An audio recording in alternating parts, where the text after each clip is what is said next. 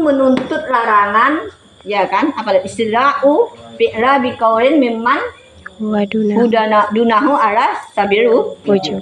Menuntut meninggalkan sesuatu kepada orang lain yang derajatnya di bawah di atas jalan wajib. Berarti kalau dilarang, orang atas melarang bawahan, hukumnya wajib ditinggalkan. Kemudian melarang daripada sesuatu berarti memerintahkan lawannya, ya kan? Kalau kita dilarang sesuatu diperintahkan lawannya. Begitu juga sebaliknya. Jadi nahi tadi terbagi kepada dua dia. Ada yang dilarang itu masalah ibadah. Berarti ini hablum minallah. Ada yang dilarang masalah muamalah. Berarti hablum minannas. Hubungan kita, interaksi kita sesama manusia. Begitu juga kan perintah, ya kan? Ada yang memerintahkan itu Allah dan Rasulnya. Ada yang memerintahkan itu adalah manusia, ya kan? Guru kita, pemerintah. Jadi masalah ibadah ini terbagi kepada dua yang dilarang. Ada yang dilarang ain ibadah, zat ibadah yang dilarang. Ada yang dilarang amrul lazim laha, urusan yang lazim baginya ibadah. Maksud amrul lazim ibadah ini, selazim daripada ibadah itu ada waktunya. Jadi yang pertama yang dilarang masalah ain ibadah ini, contohnya salat orang yang haid. Salat orang yang haid yang dilarang itu bukan haidnya. Puasanya orang yang haid yang dilarang itu bukan bukan adalah haidnya. Salat orang yang haid, kemudian puasa orang haid bukan haid yang dilarang. Bagaimana dilarang pula orang yang haid? Apakah harus kita suntik pula sebagai yang haid? Puasa orang yang berhaid bukan dilarang. Orang haid itu haid pada bulan puasa bukan. Tetapi yang dilarang itu memang langsung zat ibadah. Salatnya itu yang dilarang. Orang haid tidak boleh salat, haram hukumnya. Paham? Orang haid tidak boleh berpuasa. Kalau berpuasa dalam keadaan haid, haram hukumnya, bukan dapat pahala. Karena dilarang. Itu paham ya? Berarti apa yang dilarang? Ain. Ain ini artinya zat ibadah itu yang dilarang. Yang kedua yang dilarang itu amrul lazim laha. Urusan yang lazim baginya ibadah. Urusan yang lazim ini selazim daripada ibadah itu punya waktu. Berarti meletakkan waktu itu di tempat yang salah yang dilarang. Paham, Beb? Waktunya itu yang diletakkan, waktu beribadah itu yang dilarang. Contohnya puasa pada hari raya. Bukan hari raya, bukan puasa yang dilarang. Bukan hari rayanya yang dilarang. Yang dilarangnya apa? Puasa pada hari raya. Meletakkan puasa pada hari raya. Pada waktu hari raya orang sedang kita berbahagia, ya kan? Sudah Ramadan sebulan. Pas hari raya. Hari raya, di situ masih kita puasa pula. Ini yang haram. Aku kalau kekayamu ya aku puasa aku. Orang biarlah apa aku puasa ini. Aku ini puasa Nabi Zulkifli ini setiap hari puasa. Nah, setiap hari malam aku berbuka. Ini bukan lagi dapat pahala, tetapi dosa. Dilarang puasa, meletakkan puasa pada waktu hari raya. Berarti urusan yang lazim baginya ibadah. Selazim daripada ibadah itu ada waktu-waktunya tertentu. Puasa ada waktunya, Senin, Kamis, ada puasa putih, ada waktu-waktunya, ya kan? Nah, kalau puasa pada hari raya tasyrik ini sudah diharamkan. Yang kedua, apa tadi? Salat pada waktu yang dimakruhkan. Setelah subuh makruh kita sembahyang. Apa makruh? Begitu juga setelah asar tidak boleh sholat. Ini sholat dia pada waktu itu. Saking taatnya dia sholat pola dia setelah subuh. Ini sudah menyerupai ibadahnya orang Nasrani menyembah matahari, orang penyembah matahari. Jadi bukan sholatnya yang dilarang, ya kan? Yang dilarang waktunya. Waktu dia meletakkan sholat tadi, kenapa di saat matahari terbit? Itu yang dilarang. Meletakkan waktu salat pada saat dimakruhkan itu yang dilarang. Paham ini masalah nahi tentang ibadah. Paham? J. Jadi amrul lazim tadi urusan lazim daripadanya ibadah, selazim daripada ibadah itu mempunyai waktu. Kalau tidak diletakkan pada waktu yang ditentukan masalah ibadah tadi, di waktu yang dimakruhkan dikerjakan, maka di situ dilarangnya amrul lazim lah, urusan yang lazim baginya ibadah. Waktunya meletakkan ibadah yang tidak pada tempatnya itu yang dimakruhkan. Bukan puasanya yang dimakruhkan, bukan sholat yang dimakruhkan, tapi meletakkan waktunya itu yang menjadi makruh. Yang kedua yang dilarang masalah muamalat. Apa? Muamalah, interaksi kita sesama manusia, baik itu akad nikah, baik itu jual beli. Itu yang dilarang ada 2. Jadi muamalat ini ada terbagi 3. Satu yang dilarang nafsul akad, diri akad itu yang dilarang, akadnya yang tidak sah. Akadnya sendiri batal. Karena kalau kita jual beli ada mabe, ada barang, ada si penjual, baik, ada mustari, orang yang membeli, ya kan barangnya tidak pula cacat, itu kan sah jual beli.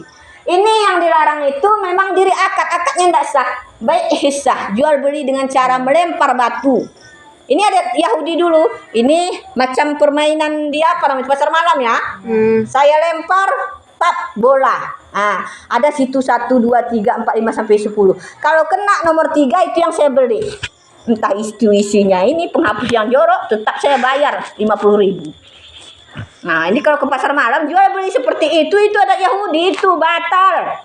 Akadnya sendiri tidak sah. Macam main lotre, ya kan? Itu macam main lotre ini.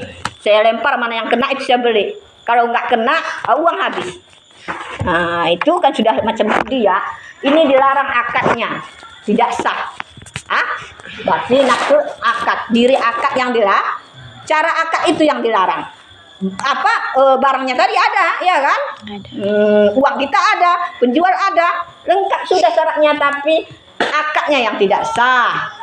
Cara akad seperti itu tidak sah. Paham? Yang kedua yang dilarang amrul dakhil fiha, urusan yang masuk padanya akad.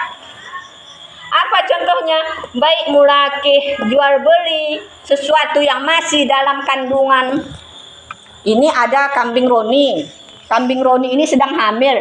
Roni, saya beli anak kambingmu itu yang di dalam perutnya itu ya. Oh ya, saya jual, kata Roni. Saya bayar 50.000. Datang Roni terima. Anaknya lahir tah enggak, tah selamat tah enggak, tah keguguran, tah cacat, tah bagaimana? Sudah kami akad. Ini tidak sah. Kenapa? Karena urusannya tadi masih masuk dalam amrul dakhil pihak, urusan yang masuk padanya akad jual beli. Masih dalam kandungan, masih masuk dalam akad, maksudnya amrul dakhil, urusan yang masuk padanya diri akad. Masih belum jelas dia. Itu pohon belum berbuah.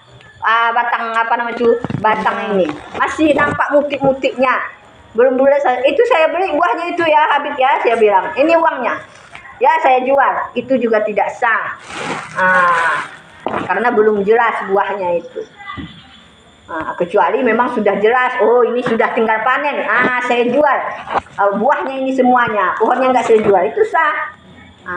Karena sudah nampak hasilnya, ya.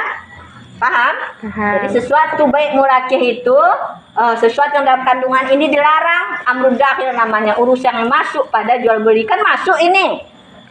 Ini kambing. Barang ya, masuk dalam mabe. Dalam kambing ini ada anaknya di dalam, kan masuk. Anaknya di dalam. Ini yang dilarang karena masih di dalam barangnya. Belum jelas. Paham? Yang ketiga yang dilarang amru kharij anhu, urus yang keluar daripadanya jual beli akad, tetapi lazim bagi urusan yang keluar daripada diri akad, tetapi lazim baginya. Menjual 1 dirham dengan 2 dirham, ini namanya urusan yang keluar. Kan nggak ada larangan kita membeli sesuatu, ya kan? Ada, ini ceritanya barang ada, uang ada.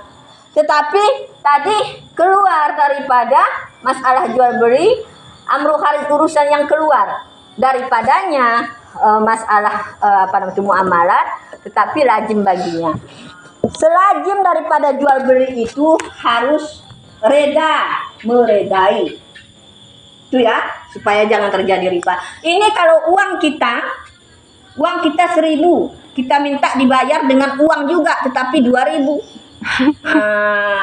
Kenapa? Karena uang habis ini uang baru, kan biasa itu ya, lebaran. Oh, ini dapat THR. Saya tukar uangmu itu sama uang baru itu, ini kasih ke uang udah macik-macik, bagus lagi dikasihnya adiknya uangnya misalnya 2.000, mintanya uang baru tadi 1.000. Ini akad seperti ini tidak boleh. Sudah keluar daripada urusan jual beli namanya itu. Sudah keluar dan daripadanya, tetapi lazim baginya. Selazim daripada jual beli itu maksudnya harus senang, mereda.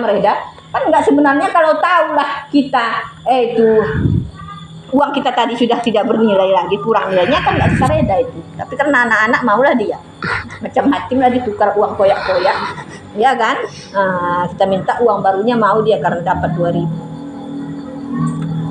Jadi Abu Haris urus yang keluar daripadanya muamalah tadi, daripadanya diri akad, tetapi lagi selazim daripada jual beli itu maksudnya harus meredai. Jadi kita tukar uang kita, ini yang terjadi riba ini. Terjadi riba. Uang kita 1.000, kita minta gantinya 2.000. Paham? Jadi ini sistem seperti apa namanya itu, uang apa namanya itu juga, uang pinjam meminjam itu ya kan. Kita pinjam uangnya 1 juta, dia minta pulangkan 1.200.000. Harus pulangkan 1.200.000. Sementara dia tidak ada dalam perjanjian untung rugi ditanggung bersama. Saya berdagang nggak untung. Kalau nggak untung kan harusnya tanggung bersama. Ini enggak, yang tahu dia hanya untung saja. Pokoknya saya uang pulangkan harus 1.200.000 besok selama 1 bulan. Disitulah terjadinya riba. Paham? Itulah. Jadi paham ya, dalam muamalat ada yang dilarang diri akad, memang akadnya yang tidak sah, ada yang dilarang umur dakhil pada urusan yang masuk pada jual beli. Artinya barang dalam kandungan tadi kan masuk dalam urusan jual beli, bukan jual belinya yang dilarang, tapi karena isinya masih belum jelas, masih dalam kandungan. Yang ketiga amru kharis, urusan yang kharis daripadanya diri akad, tetapi lazim baginya akad. Selazim daripada akad itu harus meredai. Maka menjual 1 dirham ditukar dengan uang 2 dirham, ini fasid. Fasid artinya dilarang di dalam bermuamalat seperti itu. Maka jika adalah kesimpulannya tadi, ketiadaan lazim baginya, tidak ada lazim. Seperti wudhu dengan air yang dirampas. Ini masalah ibadah. Kita wudhu dengan air yang dirampas. Ini maka jika ada ketiadaan lazim baginya. Tidak lazim, tidak artinya kalau wudhu kita itu tadi sah, yang dilarang itu adalah merampasnya. Ini ada air, kita rampas punya orang, kita pakai berwudhu. Itu wudhu kita tidak ada dilarang. Masalah ibadah tadi bukan ibadahnya yang dilarang, tapi yang dilarang adalah apa namanya itu, jika ada yang tidak lazim dia kerjakan itu tidak lazim. Masa urusan ibadah mencuri, ya kan, merampas, ini yang dilarang. Bersedekah dia, tapi yang dia sedekahkan barang rampokan.